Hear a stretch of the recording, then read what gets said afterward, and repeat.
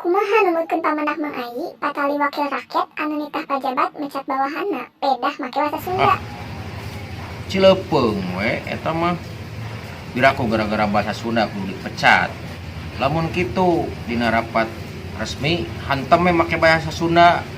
Atuh engke meureunnan rapatna kawas ngobrol hayam jeung me, tapi da teu kudu dipecat. Mangkaning uing mah ka mana make bahasa Sunda. Atuh uing dipecat. Tapi uing dipecat tina naon nya? Kan uing mah rakyat.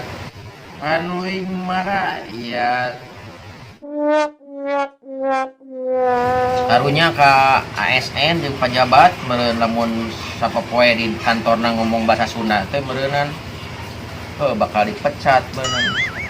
Anu make bahasa Sunda teh bisa kompet daunkeun jeung pelaku tindak pidana.